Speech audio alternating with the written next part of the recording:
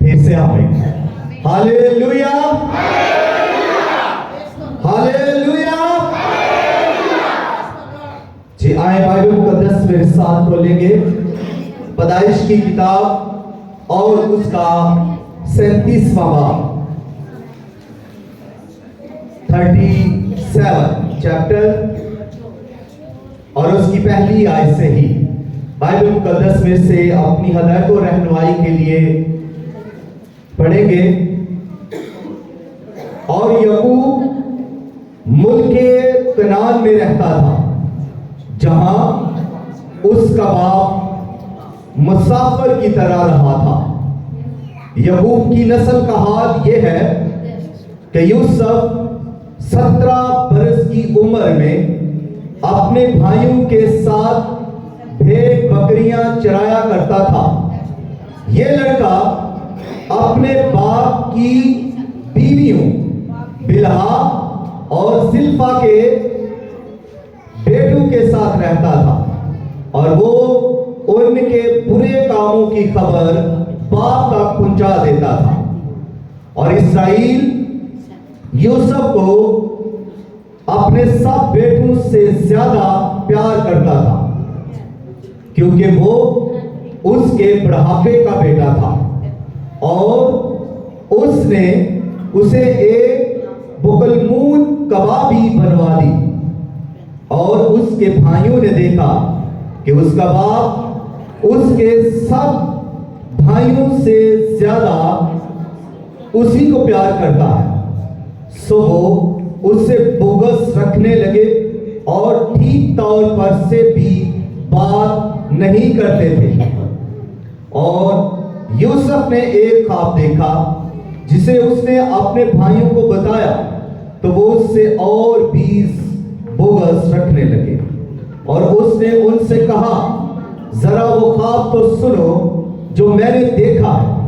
हम खेत में पूले बांधते थे, और क्या देखता हूं कि मेरा पूला उठा और सीधा खड़ा हो गया, और तुम्हारे पूलों ने मेरे पूले को चारों तरफ से घेर लिया और उसे सिजदा किया। तब उसके भाइयों ने उससे कहा कि ये तो सचमुच हम पर सल्तनत करेगा, या हम पर तेरा तसल्लुत होगा। और उन्होंने उसके ख्वाबों और उसकी बातों के सबब से उसे और भी बोगस रखा। खुदावन के कलाम के पढ़े सुने और कबूल किए जाने पर खुदावन की कसरत के साथ बरकत हो। इस सब कहें आमीन। एक आयत और 39वां बाब उसकी दूसरी आयत। खुदावन यीशु के यूसुफ के साथ था, और वो इकबालमंद हुआ और अपने मिस्री आका के घर में रहता था। तो आज का जो मज़मून है जो मैं आपके साथ शेयर करने को हूं, तो इसमें पहली बात यह है कि कैद से तख्त तक, कैद से तख्त तक। दूसरा ये कि यूसुफ की खुशहाली, यूसुफ की खुशहाली या इकबालमंदी। और तीसरा, रोक सको तो रोक लो, रोक सको तो रोक लो। लेकिन इन तीनों मज़मूनों में से मैं यूसुफ की खुशहाली को लेकर ज्यादा आगे चलूंगा। तो इसमें जो आउटलाइन है पहले नंबर पर मैं वो आपके साथ शेयर करूंगा कि हम इसको 5 पॉइंट से लेकर आगे इस मज़मून को लेकर चलेंगे। तो पहला जो पॉइंट है वो है खुशहाली की बुनियाद, खुदा की हजूरी। पॉइंट नंबर 1, खुशहाली की बुनियाद खुदा की हजूरी है। और दूसरा पॉइंट वफादारी, खुशहाली का दरवाजा है। वफादारी खुशहाली का दरवाजा है। और तीसरा पॉइंट ये कि आजमाइश खुशहाली को करती। आजमाइशें खुशहाली को खत्म नहीं करती। और चौथा पॉइंट, कैद खाना भी खुशहाली को रोक नहीं सकता। और पांचवा और आखिरी पॉइंट ये कि खुशहाली खुदा का मंसूबा है। खुशहाली खुदा का मंसूबा है। इन्हीं पांचों पॉइंट्स को लेकर हम आज के कलाम को सीखेंगे जो यूसुफ की जिंदगी से है। यूसुफ की जिंदगी का सफर। तो जो मज़मून है वो है यूसुफ की खुशहाली। तो इसमें जैसे ही हम खुशहाली लफ्ज का जिक्र करते हैं या खुशहाली के अल्फाज बोलते हैं तो सबसे पहले जो हमारे माइंड में बात आती है वो ये है दौलत। कि कोई शख्स खुशहाल है तो उसके पास दौलत है। और दूसरी बात ये आती है कि आराम। अगर कोई खुशहाल है तो वो उसके पास आराम है। और तीसरी बात हमारे ज़हन में ये आती है खुशहाली का लफ्ज सुनते ही कि ये शख्स तरक्की याफ्ता होगा, कामयाब शख्स होगा, इसलिए ये खुशहाल है। लेकिन बाइबल मुकद्दस के मुताबिक इसको खुशहाली को देखें तो खुशहाली का म्यार कुछ अलग है। बाइबल मुकद्दस के अंदर खुशहाली या इकबालमंदी या सरफराजी का म्यार दूसरों से डिफरेंट है, दुनियादारी से अलग है। और जब बाइबल मुकद्दस में सरफराजी का लफ्ज इस्तेमाल किया जाता है, इकबालमंदी का लफ्ज इस्तेमाल किया जाता है या खुशहाली का लफ्ज इस्तेमाल किया जाता है तो फिर ये है कि खुशहाली का म्यार अलग हो जाता है। यूसुफ उस वक्त भी खुशहाल था जब वो गुलाम था खुश।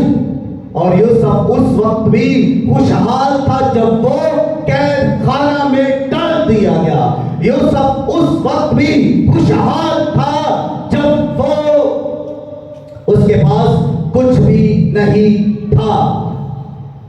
जब उसे घड़े में उसके भाइयों ने डाला, जब उसके भाइयों से कुछ भी नहीं समझते थे, उससे फोकस रखते थे, जब उसके अपने भाई उससे नफरत करते थे, यूसुफ तब भी खुशहाल था।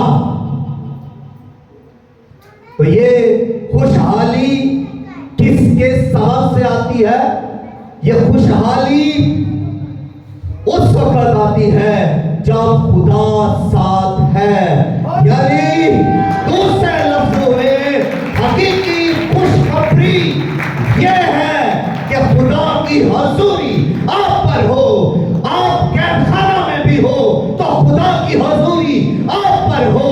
आप घड़े में डाल दिए गए हैं तो भी खुदा की हजूरी आप पर हो। और आपके अपने सगे भाई आपको हकीर जान रहे हैं तब भी खुदा की हजूरी आप पर हो।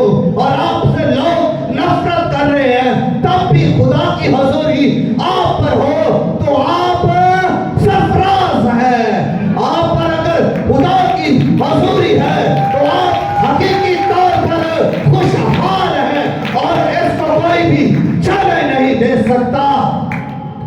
यूसुफ की पहली बात यह है कि उससे उसका अपना बाप, सगा बाप, जिस्मानी बाप उससे क्या करता है? मोहब्बत करता है और सब बेटों से ज्यादा मोहब्बत करता है। ये पहली बात है जो भाइयों को चुभती है, भाइयों को अच्छी नहीं लगती, जो नफरत का बायस बन गई, जो बुग़्ज़ और हसद का बायस बन गई। वो बात यही है कि उसका बाप उससे सबसे ज्यादा मोहब्बत करता है। और दूसरी बात ये कि उस उस बाप ने यूसुफ को बुकलमून कबा दी, यानी एक रंगीला लंबा लिबास उसे पहना दिया, इससे उसे एक खूबसूरत लिबास दिया जिसको देखकर वो जलते थे। ये दूसरी बात है जिससे भाइयों को तकलीफ हो रही है, जिससे भाई चल रहे हैं, जिससे भाई कुड़ रहे हैं और बुग़्ज़ और हसद के अंदर वो पड़ गए हैं। तीसरी बात ये कि भाइयों के बुरे काम, जो वो गलीज़ काम करते थे, उसके भाई वो आकर बाप को बताता था, तो क्या लोग कहेंगे चुगलखोर है? नो, जो आपकी बुराई को, आपके बुरे काम को आकर आपकी मां को बता रहा है, वो चुगलखोर नहीं है। जो आपका भाई आपकी बुरी बात को आकर आपके बाप को बता रहा है, वो चुगलखोर नहीं है, बल्कि वो आपके साथ नेकी कर रहा है, भलाई कर रहा है। वो आपको अगर मलामत कर रहा है तो वो आपके साथ भलाई कर रहा है कि आप बुराई को छोड़कर अच्छाई की तरफ आ जाएं, आप गुनाह को छोड़कर खुदा की तरफ आ जाएं। और यही यूसुफ उनके साथ कर रहा था। उनकी सब बुरी बातें, सब बुरे काम आकर वो बाप को बता देता। इसी वजह से वो उससे जलने लगे, वो उससे नफरत रखने लगे। कहीं तो ये कहते होंगे, और इस छोटे को अपने साथ क्यों काम ले आते हैं, ये हमारी करतूतें आकर बाप को बता देता है, क्यों हम इसको साथ लेकर आते हैं। कहीं तो जब जाते होंगे, मैं जरा इसको दुनियावी तौर पर खोलने लगा हूं, जब कई भाई ऐसे भी हैं, जब कोई प्रोपेगेंडा लेकर बैठते हैं तो वो अपने साथ भाई को जब लेकर आते हैं, तो वो भाई जब उस बात को, प्रोपेगेंडा को बता देता है, तो अगली बार वो ये कहेंगे कि हमने इसको लाया ही साथ क्यों था, अब हम इसको साथ लेकर नहीं जाएंगे। अब अगर हम शराब के अड्डा पर जाएंगे तो हमारे साथ ये नहीं जाएगा, क्योंकि ये हमारी बातें आकर बताता है।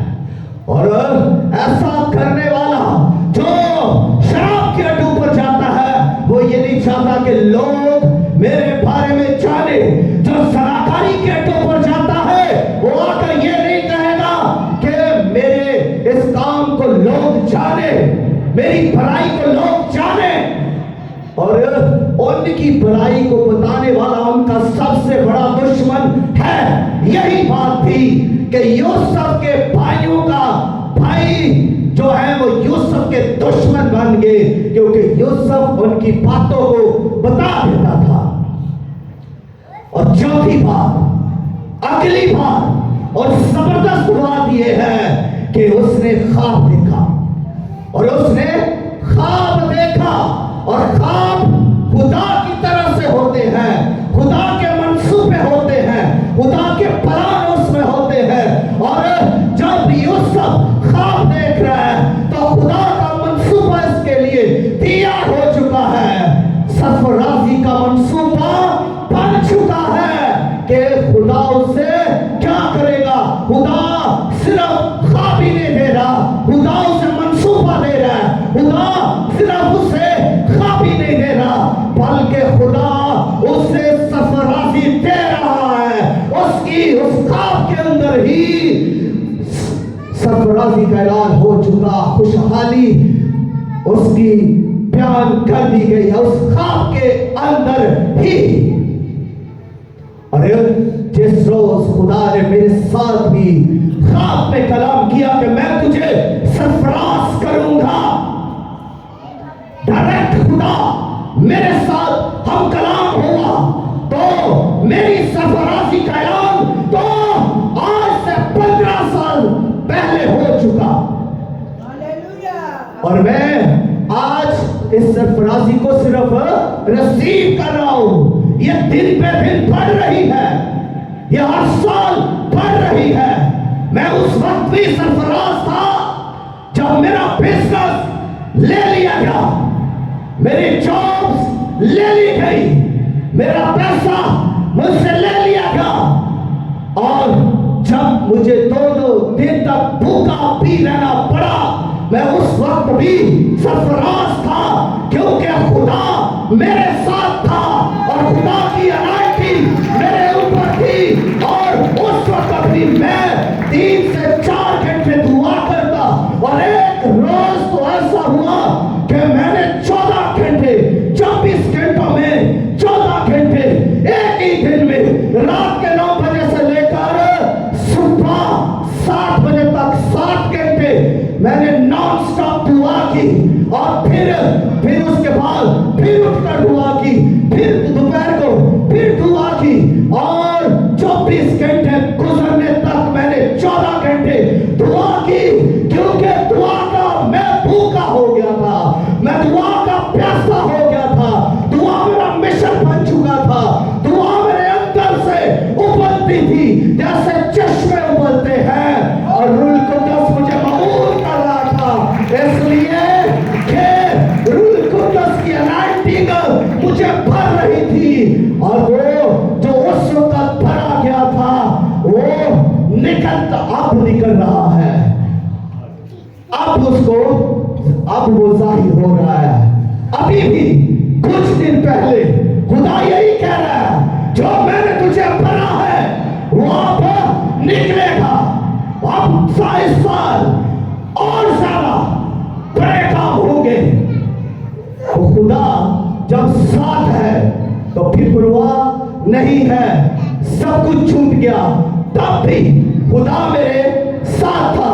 यही बात यूसुफ के साथ है, खुदा ने उसे खाबी नहीं दिया, खुदा उसी वक्त से उसके साथ है। खुदा जब उसके साथ है तो बाप उससे मोहब्बत कर रहा है, और जब खुदा उसके साथ है तो फिर एक बात सुन लीजिएगा, जब खुदा आपके साथ है, जब खुदा की रोया आपके साथ है, जब खुदा का कलाम आपके साथ है, जब खुदा की आवाज आपके साथ है, जब खुदा की अनाइंटिंग आपके साथ है, खुदा की हसूरी आपके साथ है, तो फिर अपने भी बातें करेंगे, साथ रहने वाले आजू बाजू वाले भी आपके खिलाफ हो जाएंगे, वो आपके साथ फोकस भी रखेंगे, बाज दफा वो नफरत भी करेंगे, बाज दफा वो आपको नीचा गिराने की कोशिश भी करेंगे, क्योंकि आपके पास जो है वो उनके पास नहीं है, वो उसे छीन नहीं सकते, ख्वाब वो छीन नहीं सकते थे। तो फिर उन्होंने क्या किया, उससे छीना, उसका कोट उससे छीन लिया। जब वो भेड़ बकरियां मैदान में चिरा रहे हैं, उन्होंने उसे मारने का प्लान बनाया, उन्होंने उसे कत्ल करने का मंसूबा बनाया, और जब उसे मारने के लिए वो तैयार थे तो उनमें से एक भाई ने कहा, नहीं, वो हमारा भाई है, हमारा अपना खून है, हम उसे कत्ल ना करें, बल्कि हम उसे उस सूखे कुएं के अंदर डाल देते हैं।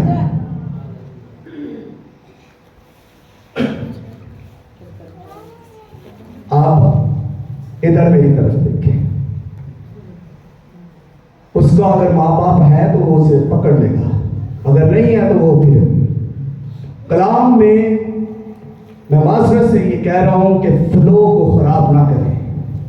ये सबसे इंपॉर्टेंट चीज है जो इस वक्त आपको दी जा रही है, लेकिन आपको शायद इसकी कदर नहीं है। मैं माजरत से आपको कह रहा हूं, ईमानदार हैं तो ईमान की गैरत के अंदर कलाम को सीखा और समझा करें। ये बाइबल मुकद्दस को मेरा नहीं, ये खुदा का कलाम है और हम सब इसी के लिए हैं, इसको सीख लीजिए। बात फिर लोग कहते हैं तो उसके भाइयों ने क्या किया कि कत्ल का मंसूबा बनाया, लेकिन एक ने कहा नहीं, ये हमारा अपना खून है, अपना सगा भाई है, हम इसे कत्ल नहीं करते। भाइयों के अंदर फिर भी रहम आ ही जाता है, अपने अपने और गैर गैर, ये भी हमने पढ़ा है। और बात यह है कि उन्होंने कहा नहीं, हम इसको कुएं में डाल देते हैं। सूखे हुए कुएं में डाल दिया क्या, जहां पानी नहीं था उसके अंदर यूसुफ को उन्होंने डाल दिया। और उसका सपना जो उसका ख्वाब था वो तो ले नहीं सकते थे, और इसलिए उन्होंने उसका कोट ले लिया, उसका वो पुकल मून कपड़ा ले ली, लिबास ले लिया, छीन लिया। यही वो कर सकते थे, ख्वाब को वो छीन नहीं सकते थे। जो आप पर अनाइटिंग है उसको कोई छीन नहीं सकता, जो आप पर मसा है उसको कोई दूसरा छीन नहीं सकता। अब प्लीज दुश्मन आपके इस मसा को चुरा नहीं सकता, क्योंकि ये खुदा की तरफ से आप पर है। और जब खुदा की तरफ से आप पर यह है तो फिर इसका सामना भी कोई दुश्मन नहीं कर सकता। उन्होंने बड़ा काम किया, उन्होंने अपने मंसूबे के मुताबिक उसे मारने की पूरी कोशिश की और उसे कुएं में डाल दिया कि यहां भी ये मर जाएगा। डालकर चलेगा। अगली बात सुनिएगा, यूसुफ को कुएं के अंदर डाल दिया गया। जब यूसुफ को कुएं के अंदर डाल दिया गया है, अपने सगे भाइयों ने और जो उसके दुश्मन बन गए थे, जो उससे बोगस रखते थे, जो उससे जलते थे, जो उससे नफरत करते थे, उन्होंने उससे कहां पर डाल दिया? कुएं के अंदर नीचे। अगर आपका कोई दुश्मन, आपसे कोई जलने वाला, आपसे कोई बोगस रखने वाला और आपके खिलाफ मंसूबे बनाने वाले ने आपको अगर नीचे डाल दिया है तो परेशान ना हो। नीचे जाते वक्त कुछ देर अंधेरा लगेगा, नीचे गड्ढे में डालने पर कुछ देर आपको तन्हाई तो मिलेगी, अंधेरा मिलेगा, लेकिन याद रखें कि जिस रोज आप वहां से निकलेंगे फलदार निकलेंगे। और घड़े में किसको डाला जाता है? दो चीजों को। घड़े में मुर्दे को डाला जाता है, यानी कब्र में नीचे किसको डाला जाता है? मुर्दे को, जो मर चुका है, जिसमें जिंदगी नहीं है। और दूसरी चीज जिसको डाला जाता है वो है बीज, सीड, बीज। उसको जमीन में, गड्ढे में, तरीकी में डाल दिया जाता है। और जिस वक्त उस बीज को जमीन के अंदर डाल दिया जाता है और वो बीज अंधेरे में चला जाता है, तरीकी उसे दबोच लेती है और फिर वो तन्हा उस जगह पर होता है और वहां पर वो सिसकता है, टूटता है। और वहां से जब वो फिर उगता है, फलदार निकलता है, तो फसल पैदा करता है। इसीलिए यूसुफ के लिए भी बाइबल मुकद्दस के अंदर लिखा है 49वें बाब में और 22वीं आयत के अंदर उसका अपना बाप लिख रहा है याकूब के, मेरा बेटा यूसुफ फलदार पौधे की मानिंद है। मेरा बेटा यूसुफ फलदार पौधे की मानिंद है। उसको घड़े में डाला गया, लेकिन डालने वाले ये नहीं जानते थे कि अब ये बाहर आएगा। उन्होंने तो उसकी कहानी खत्म कर दी थी, उन्होंने तो उसे मार दिया था, लेकिन खुदा जो उसके साथ था, खुदा जिसने उसको ख्वाब दिया, उसे मरने नहीं दे सकता था। खुदा उसे वहां रहने नहीं दे सकता था। खुदा उसे उस तरीकी में, उस नीची जगह पर रहने नहीं दे सकता था, क्योंकि खुदा का मंसूबा उसके लिए सरफराजी का था, इकबालमंदी का था, खुशहाली का था। और जिसके लिए खुदा का मंसूबा खुशहाली का हो उसे कौन छुपा सकता है? और जिसके लिए खुदा का मंसूबा इकबालमंदी और सरफराजी का है उसे कौन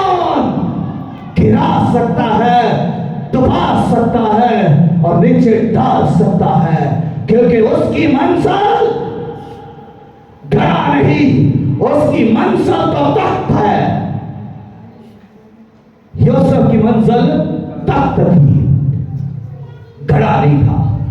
भाइयों ने उसे डुबाया, नफरत की, लेकिन फर्क नहीं पड़ता। कोई भाई नफरत करे, कोई बहन नफरत करे, फर्क नहीं पड़ता, क्योंकि जहां वो उसे रखना चाहते हैं वो मनसूबा के अंदर नहीं है। मनसूबा के अंदर ये है, ये प्लेस है, तो यहां से हटाना मनसूबा के अंदर नहीं। यूसुफ घड़े के अंदर है। जब यूसुफ ने ख्वाब देखा तो ख्वाब में उसने घड़े को नहीं देखा था। पूरा वो होगा जो ख्वाब में है, जो खुदा दिखा रहा है। खुदा ने उसे ख्वाब दिखाया, और ख्वाब क्या था यूसुफ का? यूसुफ का ख्वाब ये था कि वो खेत में है और मेरा पूला जो है वो खड़ा हुआ, और सीधा खड़ा हुआ, सीधा खड़ा हुआ, और दूसरों के भाइयों के जो 11 दूसरे भाई थे, उनके पूले जो है वो उसके चौगिर्द खड़े हो गए, चौगिर्द, और वो सब के सब झुक गए।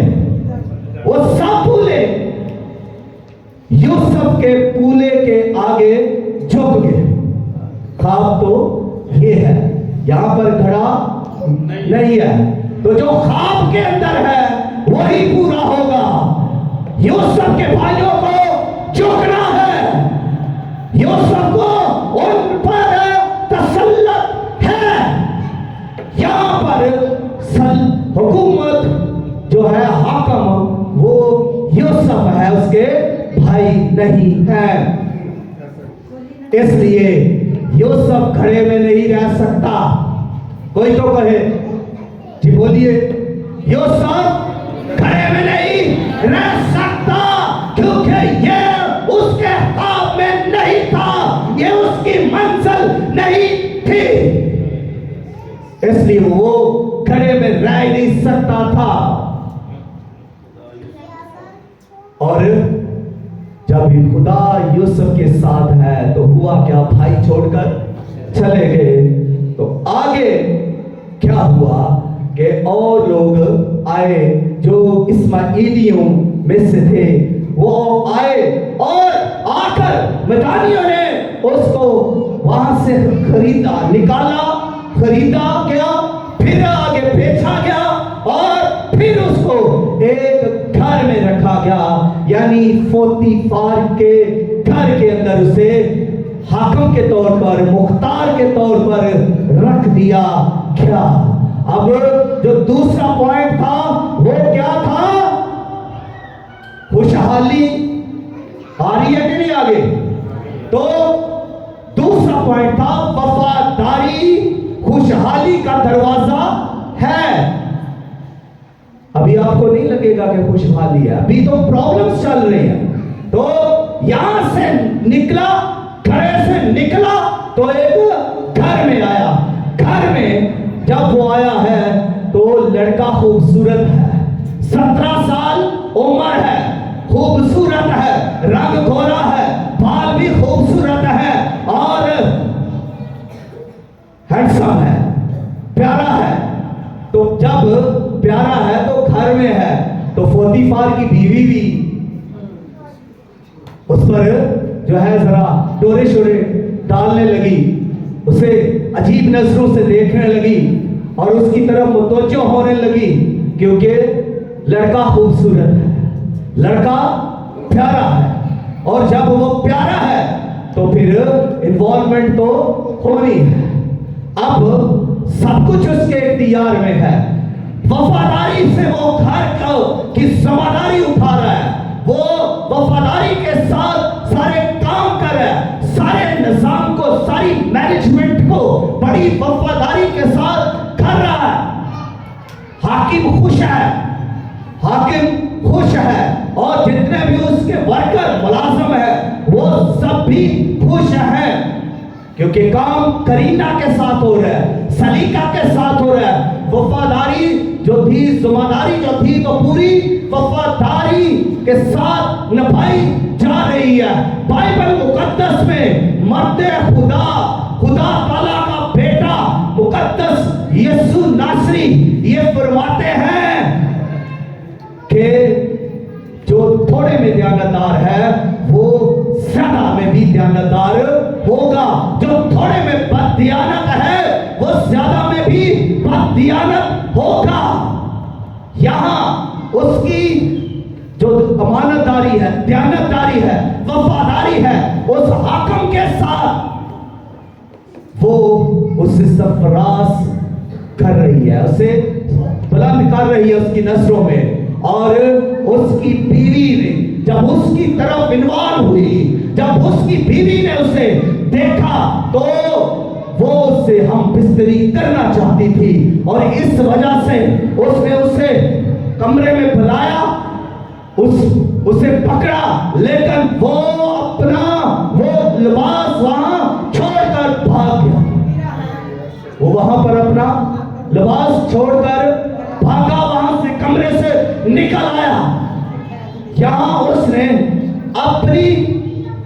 अपना लिबास तो दे दिया, गवा दिया, लेकिन अपना किरदार नहीं गवाया। अपने किरदार को उसने बुझा दिया। जब उस हाकिम को पता चला तो उसे जेल में डाल दिया गया। अगली जो बात है वो ये कि आज़माइश की ये घड़ी जो उस पर आई, यहां से भी उसकी कोई सरफराजी को रोक नहीं सकती। ये आज़माइश उस पर आई, एक औरत ने उसे पकड़ने की कोशिश की, लेकिन ये उस पर एक आज़माइश की घड़ी थी, ये उस पर एक समझे के बुरी घड़ी थी, और वो यहां से बचा।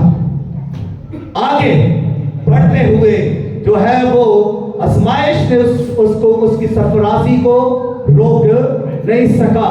यहां पर हालांकि आज़माइश जब आती है तो कई बार हम नीचे फिर चले जाते हैं। भाइयों ने उसे घड़े के अंदर नीचे डाला। यहां पर उस पोतीफार ने क्या किया, उसे कैद खाना में डाल दिया। अब कैद खाना में भी खुदा उसके साथ था। कैद खाना में भी खुदा ने यूसुफ को नहीं छोड़ा।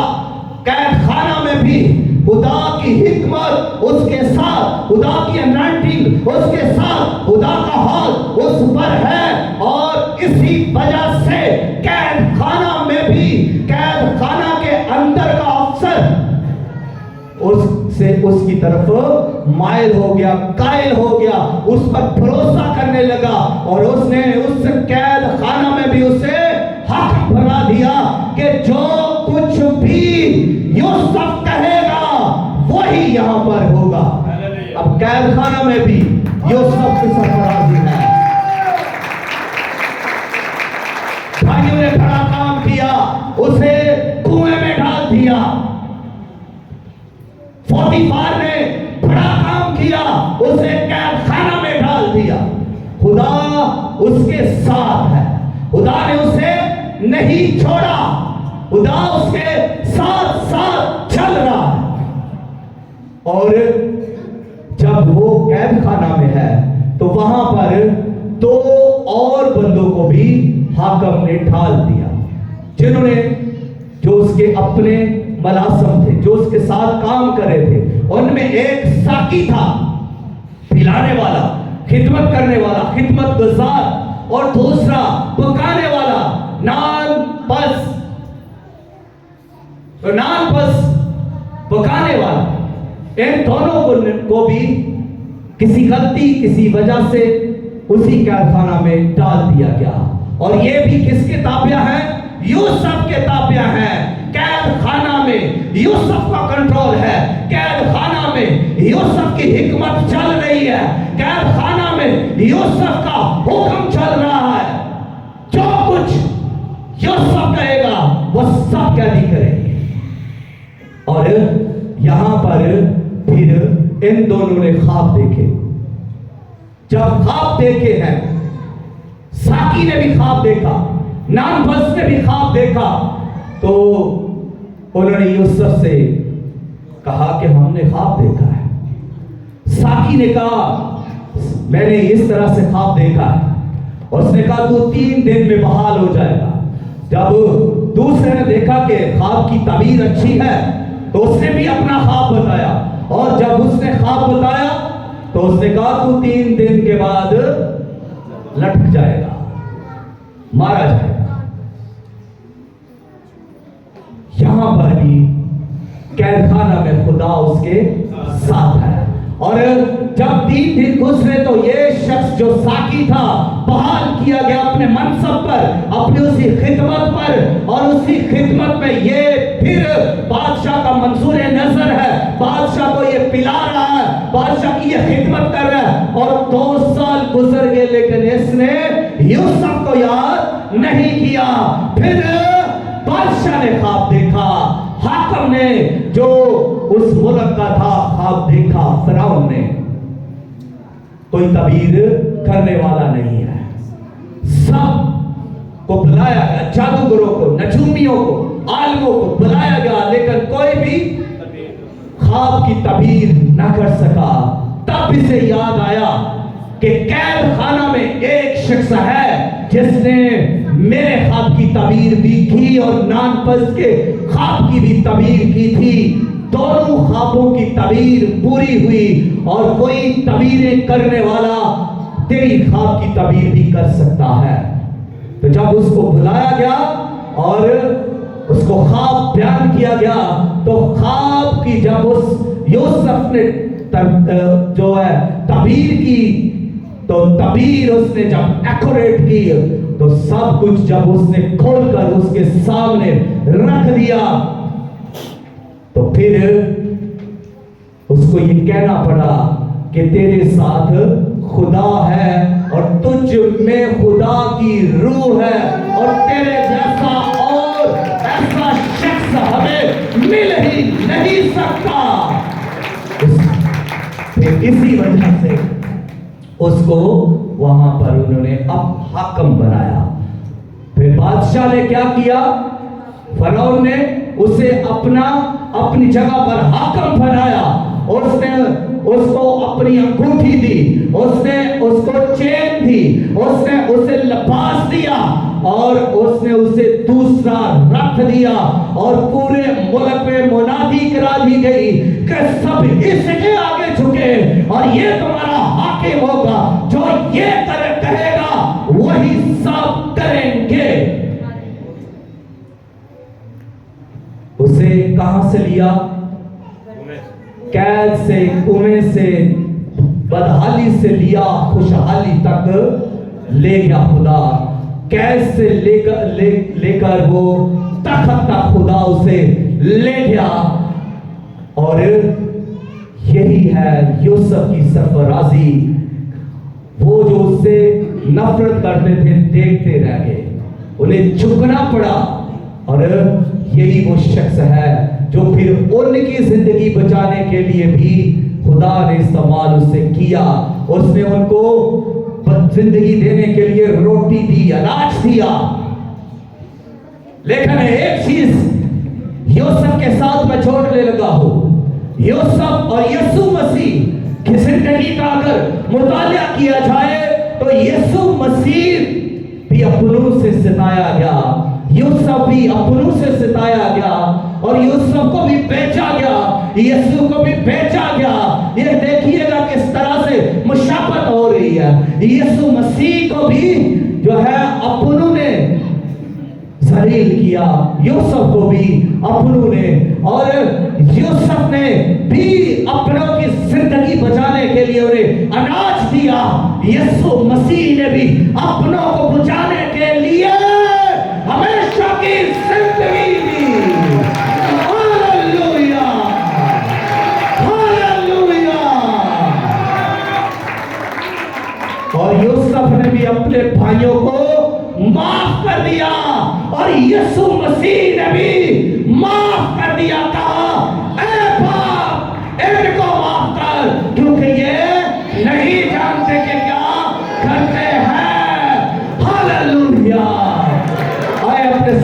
की हजूरी में झुकाएं और खुदा की तारीफ और शुक्रगुजारी करें। जी प्लीज सभी थोड़ी देर के लिए आगे आकर दुआ करें। जो दुआ करना चाहते हैं प्लीज आगे आए और अपनी जगह पर खड़े हो जाएं। थोड़ी देर के लिए हम खुदा के कलाम के लिए शुक्रगुजारी करेंगे। शुक्रगुजारी से भर जाइए। ये लम्हे हैं शुक्रगुजारी के, ये वक्त है खुदा को रिस्पांस देने का, और जो कलाम आपने रिसीव किया है खुदा के कदूस नाम को जलाल देने का। तारीफ हो जिंदा खुदा की तमजीद हो। रब्बा रज़ीलो रुज़ो